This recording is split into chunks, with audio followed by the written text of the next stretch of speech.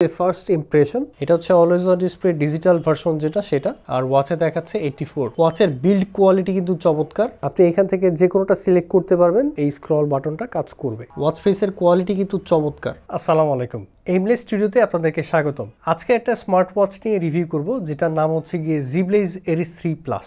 So চলুন দেরি না করে ওয়াচটা নিয়ে আমরা ডিটেলসে কথা বলি।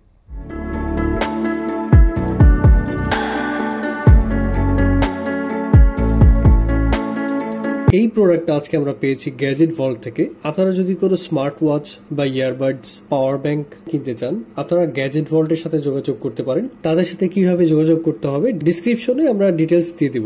এই হচ্ছে কি এরিস 3 প্লাসের বক্স। সো বক্সটা আমরা খুলে ফেললাম।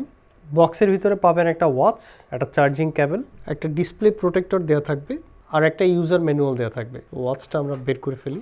এই হচ্ছে ওয়াচটা। ওয়াচের ডিজাইনটা কিন্তু খুবই নাইস। এটা হচ্ছে একটা রাগেড স্মার্ট ওয়াচ লুকের। রাগেড স্মার্ট ওয়াচে এইরকম স্ট্র্যাপ না থাকলে কিন্তু আসলে ভালো লাগে না। ওয়াচের কালারটা কিন্তু আমি আবার একটু বলে রাখি, এটা কিন্তু হচ্ছে লাভা ব্ল্যাক কালার। এটাকে আপনারা হচ্ছে ডিপ গ্রে কালার বলতে পারেন। আপনার সাইডে হচ্ছে দুইটা বাটন আছে, একটা হচ্ছে গিয়ে আপনার প্রেস বাটন আর একটা হচ্ছে গিয়ে আপনার ক্রাউন বাটন। ডায়ালের যে সাইডের যে ফ্রেমটা, এটা কিন্তু আপনার খুবই নাইস করছে। আর এটা হচ্ছে আপনার সেন্সরের সাইডটা, এখানে চার্জিং পোর্টটা অ্যাড হবে। একটু বলে রাখি, এটাতে কিন্তু আপনার 22 মিলিমিটারের কুইক রিলিজ স্ট্র্যাপ দেওয়া আছে। তার মানে হচ্ছে আপনি 22 মিলিমিটারের যে কোনো স্ট্র্যাপ কিন্তু চেঞ্জ করে পড়তে পারবেন। আর এরকমের নতুন নতুন গ্যাজেটের রিভিউ পেতে অবশ্যই কিন্তু আমাদের চ্যানেলে সাবস্ক্রাইব করবেন। উপরে যে প্রোটেক্টরটা আছে, আমরা প্রোটেক্টরটা খুলে ফেলি। আর এই হচ্ছে কি আপনার ডিসপ্লেটা। আমরা ওয়াচটা অন করে ফেলি। ওয়াচটা অন হয়ে গেছে এবং জিবলেজ লেখা আসছে। এইখান থেকে আপনাকে কিন্তু ল্যাঙ্গুয়েজ সিলেক্ট করতে হবে। এখানে বাংলা ল্যাঙ্গুয়েজটা দেখা যাচ্ছে না, তার মানে হচ্ছে বাংলা ল্যাঙ্গুয়েজটা সাপোর্ট করবে না। তো আমরা এখান থেকে ইংলিশ দিয়ে দিচ্ছি। এখানে বলা আছে ফিটক্লাউড প্রো যে অ্যাপটা আছে, সেই অ্যাপটাকে আপনাকে ডাউনলোড করে তারপর হচ্ছে কানেক্ট করতে হবে। আর আপনি চাইলে কিন্তু এটা স্কিপও করতে পারবেন। আমরা স্কিপ করে যাচ্ছি। তো এই হচ্ছে কি display first impression. Display quality কিন্তু খুবই নাইস। এই ওয়াচে কিন্তু 3D একটা অ্যানিমেশন আছে। যেমন আপনি যদি এদিকে সোয়াইপ করেন, দেখেন এই অপশনটা কিন্তু আসলে এখন পর্যন্ত আমি অন্য কোনো ওয়াচে দেখিনি। আপনি এখান থেকে যে কোনোটা সিলেক্ট করতে পারবেন। ওয়াচের ভিতরে আপনার ওয়াচ ফেস কয়টা দেয়া আছে আমরা সেগুলো একটু দেখবো। একটা, দুইটা, তিনটা, চারটা। সো 4টা ওয়াচ ফেস কিন্তু আপনার ওয়াচের ভিতরে দেয়া আছে। এখানে আপনার যে ক্রাউন বাটনটা আছে, ক্রাউন বাটন কিন্তু স্ক্রল করলে আপনার ওয়াচ ফেসও চেঞ্জ হবে। অথবা আপনি যদি মেনুতে যান, মেনুতে গিয়ে কিন্তু স্ক্রল করলেও এই স্ক্রল বাটনটা কাজ করবে। ওয়াচটা আমরা এখন ফোনের সাথে কানেক্ট করব। ফোনের সাথে কানেক্ট করতে হলে ফিটক্লাউড প্রো একটা অ্যাপ আছে, এটা আপনাকে ডাউনলোড করে নিতে হবে। অ্যাপের মধ্যে গিয়ে তারপর হচ্ছে বাইন্ড ডিভাইসে যাব। এরিস 3 প্লাস কিন্তু চলে আসছে। আমরা এখানে কানেক্টে দিব। এখন দেখেন নোটিফিকেশন চলে আসছে, আমরা ইয়েস দিব। কানেক্ট কিন্তু হয়ে গেছে। এটা জিবলেজের নিজস্ব কোনো অ্যাপ না, এটা থার্ড পার্টি একটা অ্যাপ। আমরা এখন একটু ওয়াচ ফেস কালেকশনগুলো দেখবো। ওয়াচ ফেস কালেকশনগুলো কিন্তু ভালোই। এখানে অনেকগুলো ওয়াচ ফেস কালেকশন আছে। আপনি কিন্তু এইখান থেকে নিজের ছবিও ওয়াচ ফেস হিসেবে রাখতে পারবেন। এই ওয়াচ ফেসটা আমরা একটু ট্রাই করে দেখি যে কেমন লাগে। আপলোডিং স্পিডটা কিন্তু ভালোই। দেখেন ওয়াচ ফেসটা কিন্তু আপলোড হয়ে গেছে এবং ওয়াচ ফেসটা কিন্তু খুবই নাইস লাগতেছে। আর একটা ওয়াচ ফেস কিন্তু আপলোড করে ফেললাম। ওয়াচ ফেসের কোয়ালিটি কিন্তু চমৎকার। এই ওয়াচটা ডিসপ্লে সাইজ হচ্ছে 1.43 ইঞ্চ অ্যামোলেড ডিসপ্লে। আর এটা কিন্তু আপনার আলট্রা অ্যামোলেড ডিসপ্লে। এটাতে 466x466 পিক্সেল দেয়া আছে এবং 330 পিপিআই, এবং ওয়াচের অ্যানিমেশনগুলো কিন্তু চমৎকার। এই ওয়াচের বডিটা হচ্ছে প্লাস্টিক বডি এবং এটাতে স্ট্র্যাপ সাইজ হচ্ছে 22 মিলিমিটার। আপনি 22 মিলিমিটারের যে কোনো স্ট্র্যাপ চেঞ্জ করে সেট করতে পারবেন। যেমন দেখেন আমরা লেদারের একটা স্ট্র্যাপ অ্যাড করেছি এই ওয়াচে এবং স্ট্র্যাপটা কিন্তু চমৎকার লাগতেছে। লেদারের বেল্ট সেট করলে এরকম লাগে। সো এরকমের আপনারা অন্য অন্য বেল্টও সেট করে নিতে পারবেন। এই ওয়াচটাতে আপনার IP68 ওয়াটার রেজিস্ট্যান্স দেওয়া আছে এবং 280 mAh এর ব্যাটারি দেওয়া আছে। ওয়াচের বিল্ড কোয়ালিটি কিন্তু চমৎকার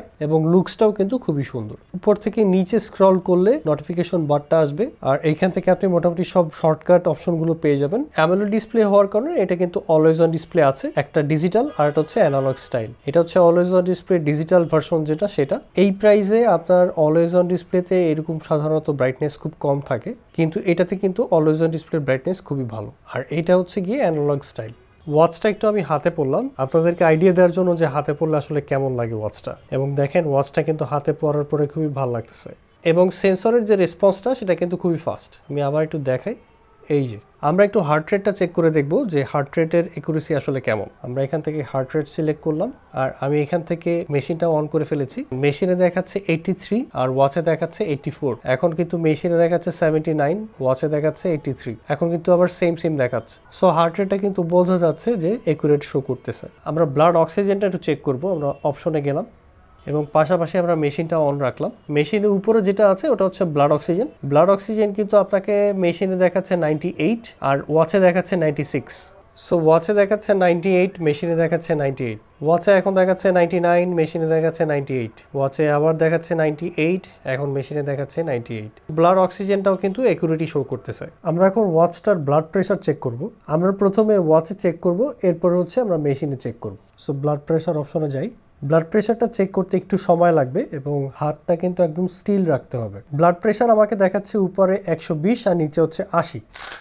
আর আমরা এখন হচ্ছে মেশিনে চেক করব যে মেশিনে আসলে কত আসে। ব্লাড প্রেশার আমাকে মেশিনে দেখাচ্ছে 107/86। সো ব্লাড প্রেশারের দিক থেকে আমি বলবো যে ওয়াচের উপরে কিন্তু রিলায়েবল না হওয়াটাই বেটার। আমরা এখন এই ওয়াচে কলিং ফিচারটা টেস্ট করব। কলিং ফিচার টেস্ট করার জন্য আমি আমার ছোট ভাইকে ফোন করব। আসসালামু আলাইকুম। ওয়ালাইকুম আসসালাম। তাহিন, কি খবর? এই তো এটা ওয়াচের রিভিউ করতেছি তো, এর জন্য আর কি কল দিলাম। তুমি কি শুনতে পারতেছো আমার কথা? হ্যাঁ হ্যাঁ শুনতেছি। আর একটু কাছে আসলে আই থিংক বেটার লাগতো এখন? হ্যাঁ হ্যাঁ মাচ বেটার। এমনি কি ক্লিয়ার শুনতে পারতেছো? হ্যাঁ হ্যাঁ কথা ক্লিয়ার। এটার জন্য ফোনের মতোই লাগতেছে অলমোস্ট। আচ্ছা আচ্ছা, ঠিক আছে, ওকে, থ্যাংক ইউ। এটার জন্য ফোন দিছিলাম আর কি। আচ্ছা আচ্ছা ঠিক আছে, আল্লাহ হাফেজ। আল্লাহ হাফেজ। সো এই ছিল এই ওয়াচের কলিং ফিচারের কোয়ালিটি। এটা স্পিকারটা হচ্ছে কি আপনার এই সাইডে, এবং স্পিকারের সাউন্ড কিন্তু খুবই লাউড ছিল এবং ভেরি ক্লিয়ার ছিল। এই জিনিসটা আমার কাছে খুব ভালো লাগছে। এইটা হচ্ছে গিয়ে মাইক্রোফোন কোয়ালিটি খুবই ভালো ছিল, মানে আপনারা যারা মোটরসাইকেল চালাবেন তাদের জন্য আমি এটা খুবই সাজেস্ট করব। একটা জিনিস আমার খুব বাজে লাগছিল, সেটা হচ্ছে যে যখন আমি কলেজ ছিলাম তখন বারবার ডিসপ্লেটা বন্ধ হয়ে যাচ্ছিল। সো এই ছিল জিবলিজ এরিস 3+ এর ফুল রিভিউ। আপনাদের যদি কোনো প্রশ্ন থাকে বা আরো কিছু জানার থাকে অবশ্যই আমাদেরকে কমেন্ট সেকশনে জানাবেন, আমরা চেষ্টা করব আপনাদেরকে রিপ্লাই দেওয়ার জন্য। সবাই ভালো থাকবেন, সুস্থ থাকবেন। আসসালামু আলাইকুম।